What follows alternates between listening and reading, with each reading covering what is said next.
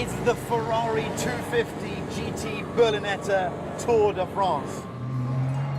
It's a car named after the legendary race. No, not that one, the other one. The Tour de France automobile. They called it the toughest car race in history. An entire lap of France. 4,000 odd grueling miles over 10 days on road, track and dirt. The Tour de France made the Le Mans 24 hours look like a Sunday fun run. It ran for nearly a century, but its glory days were the end of the 1950s, where this Ferrari 250 Tour de France cleaned up, winning every year it competed. Only 77 were ever made, and this one is worth £5 million. They were easy to drive, long distance, and they were reliable. But they were also quick. This one can do 160 miles an hour. Which is thanks to a 3-litre V12 producing 250 horsepower, which, by 1950s standards, was a lot. What's it like into this hairpin? Second, heel and toe. First, wow. Bit of understeer. Get on the gas early, grab second. Listen to the noise. My first day in the job. Can't believe they've given me a £5 million Ferrari to throw around. Wouldn't make the best introduction to the BBC insurance department, would it? Hi, yeah, Chris here. New bloke.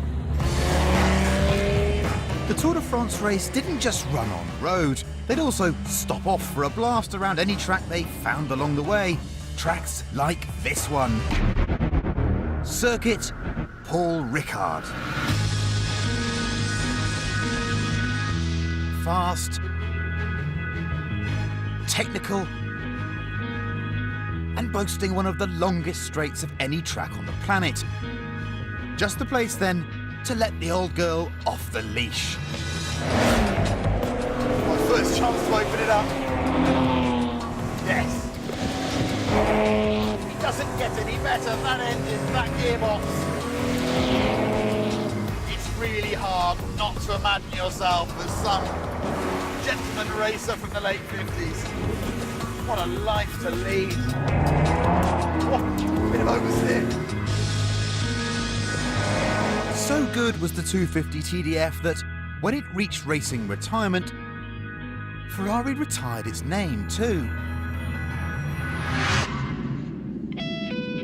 Now, 50 years later, the Tour de France is back.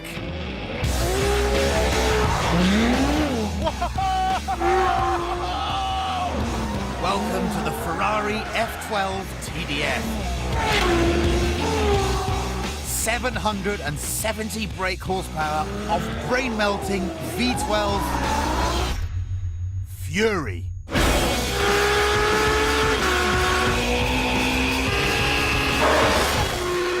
basic recipe is the same as the TDF from the 50s.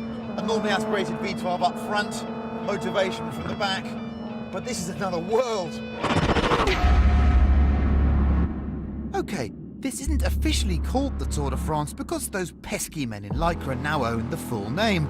So, TDF, lowercase, it is. What Ferrari's done here, basically, is take the F12 and sharpened it. More power, less weight, a pretty standard recipe for going quicker. But taking a car as savage as the Ferrari F12 and making it sharper is like taking a hydrogen bomb and making it more explodey. It is bonkers fast. There's 0 to 60 in under 3 seconds. Top speed, 211 miles an hour. But the TDF isn't really about speed. It's about downforce. The dark art of gluing a car to the ground with the power of air alone. It's not pretty, but it's all functional. This big mouth gulps in the air, then it extracts it through this nostril, then in again into this intake here, where it gets accelerated down the side of the car. And these gills are fully functional because they reduce the pressure in that wheel arch. And then everything gets kicked over this new rear spoiler, and there are even flaps down there underneath that are just to give you more downforce. But of course, it's also an excuse for some beautiful details. Everything's carbon and little bits that stick out everywhere. This car also has something Ferrari calls passo corto virtuale, where the TDF's rear wheels turn slightly in the opposite direction to its fronts. They say this makes cornering more nimble. I say more scary. Ferrari said it created this car to be challenging, to be a bit of an animal. By George, it is. I'm using about a quarter throttle here in third gear, and I'm completely sideways. I don't think I've driven a car that wants to oversteer more readily. That was 90 miles an hour, and I absolutely love it.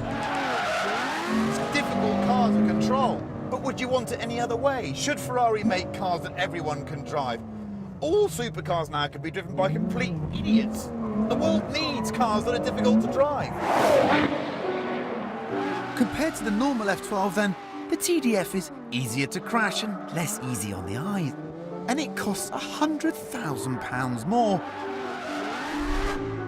But none of that matters. You want a car that makes the hairs on your neck stand up, that makes every nerve in your body dance, like it's at some insane 90s rave every time you push the throttle. This is it. This is that car.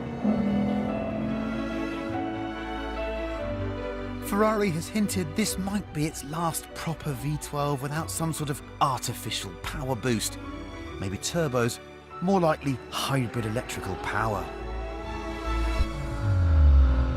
So the F12 TDF could be the end of the road for that grand pure engine, and a road stretching back to the 250 Tour de France and before.